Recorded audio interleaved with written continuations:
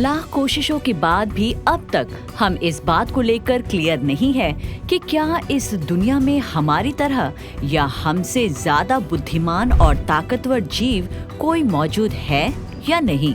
हालांकि वैज्ञानिक इसका पता लगाने में लगे हैं, जो अलग अलग तरह से एक्स्ट्रा टेरेस्ट्रियल लाइफ की खोज कर रहे हैं। वहीं ऐसी जगह की तलाश भी चल रही है जहां पृथ्वी की तरह जीवन जगा जा सके। लेकिन इस बीच अगर कोई आपको आपके पूरे परिवार के साथ इंटरप्लैनेटरी ट्रैवल्स पर ले जाने की बात करे और इस अनोखे सफर की मंजिल पर ले जाकर आपको छोड़ वहां जीवन को नए सिरे से जीने के लिए कहे, तो कैसा रहेगा? है ना काफी एक्साइटिंग। कुछ ऐसा करने की तैयारी चल रही है वैज्ञानिकों की। तो आखिर क्या चल रहा है हमारे वैज्ञानिकों के दिमाग में और किसे टारगेट किया जा रहा है इस मिशन को सफल बनाने में, ये सब आपको बताएंगे हमारे इस वीडियो में। दोस्तों, अगर आप भी ज्यादातर लोगों की तरह सैटर्न यानी शनि की सराहना करते हैं, तो यकीनन इसके चंद्रमाओं में से एक चंद्रमा हाइपेरियन के बारे में भी आपने सुना ही होगा। ऑर्बिट में एक आलू के शेप का हाइपेरियन एक स्पंज जैसा दिखता है। माना जाता है कि हल्का होने के साथ ये बहुत ज्यादा खोखला होता है।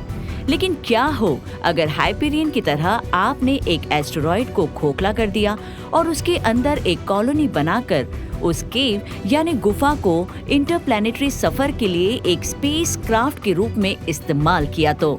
खैर, मुझे पता है कि ये बहस का मुद्दा है, ना सिर्फ अभी के लिए बल्कि आने वाले वक्त में भी। लेकिन ऐसा हो भी गया अगर, तो बुरा ही क्या है। स्वागत है आपका विज्ञान 360 में। एक खोखले एस्टेरॉइड को स्पेस क्राफ्ट के रूप में इस्तेमाल करने वाला प्रोजेक्ट हाइपेरियन इसके नाम और शनि के दिलचस्प पंच जैसे चंद्रमा से इंस्पायर्ड है। तो ऐसे स्टारशिप का फॉर्मूला क्या है?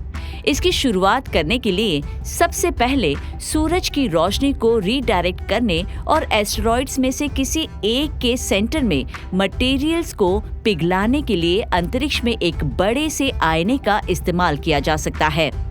इसके बाद सुपर पावरफुल लेजर्स का इस्तेमाल करके सेंटर में एक छोटा सा होल बनाकर उसमें तब तक पानी भरते रहे जब तक कि ये पिघला हुआ सब्सटेंस यानी पदार्थ फट ना जाए।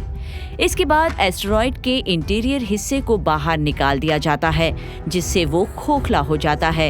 एस्टेरॉइड के ठंडा होने के बाद आर्टिफिशियल ग्रेविटी बनाने के लिए इसे घुमाया जाता है। यही वक्त होता है कॉलोनाइज होने का, जिसके बाद लोग इसके अंदर आकर इसमें बस जाते हैं। ऐसा करने के साथ साथ लैंडस्केप डिजाइनर और इकोलॉजिस्ट इस बात का भी ध्यान रखते हैं कि इसमें आने के बाद कोई भी पृथ्वी को मिस न करे। इसके बाद इसमें आए लोग सौरमंडल और उससे आगे का पता लगाने के लिए एक साहसिक सफर पर निकल पड़ते हैं। दरअसल 1918 में रॉबर्ट गॉडार्ड ने जनरेशन शिप के कॉन्सेप्ट का प्रस्ताव रखा था। इस स्पेसक्राफ्ट को इंटरस्टेलर की यात्रा करने के लिए बनाने का प्लान था। आज सोच रहे होंगे कि इसे ये नाम आखिर क्यों दिया गया, तो वो इसलिए क्योंकि स्पेसक्राफ्ट के पास के स्टार सिस्टम्स तक पहुंचने के लिए हमें हजारों साल लगेंगे। ऐसे में स्पेसक्राफ्ट में मौजूद शुरुआती लोग वहां तक पहुंच ही नहीं पाएंगे और उनकी आगे की पीढ़ी को ये सफर आगे बढ़ाने के लिए जाना होगा। इसीलिए इसे ये नाम दिया गया था। वही डैंड्रिच कोल ने 1964 की अपनी किताब islands in space the challenge of the planetoids में एक खोखले एस्टेरॉइड को एक पीढ़ी के शिप के रूप में इस्तेमाल करने का प्रस्ताव रखा।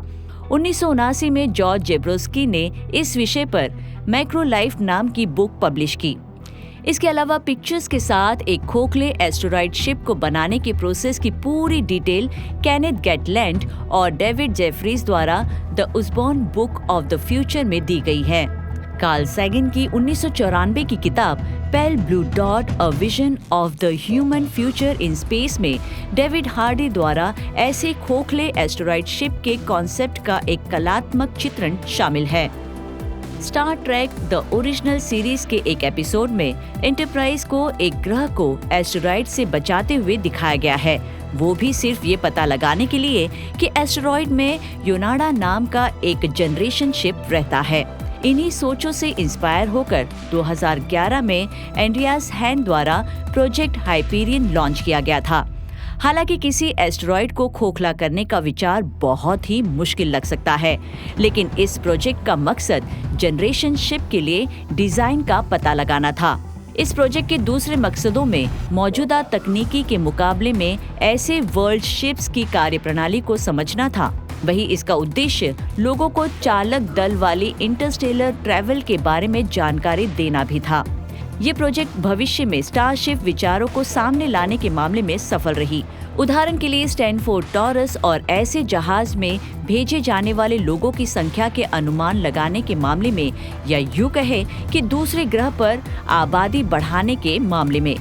इसने पॉसिबल टारगेट स्टार सिस्टम का भी सुझाव दिया, जहां ऐसी शिप सफर कर सकती है। उस महत्वाकांक्षी प्रोजेक्ट की शुरुआती टीम के सदस्य अब इनिशिएटिव फॉर इंटरस्टेलर स्टडीज से जुड़े हैं और हाल ही में एरिजोना स्टेट यूनिवर्सिटी सहित एडिशनल कॉलेजेस की टीम सदस्यों के साथ इस प्रोजेक्ट को रीलॉन्च किया है। ऐसे में अब वक्त ही बताएगा कि प्रोजेक्ट हाइपेरियन 2.0 का नतीजा क्या होगा। तब तक हम इसके बनने के बारे में सोचकर ही थोड़ा खुश हो जाते हैं। आपको क्या लगता है? अपनी राय कमेंट कर हमें जरूर बताएं। विज्ञान से जुड़ी ऐसी ही इंटरेस्टिंग खबरों को जानने के लिए हमारे चैनल विज्ञान 360 को सब्सक्राइब करें और बेल आइकन को प्रेस करना ना भूलें।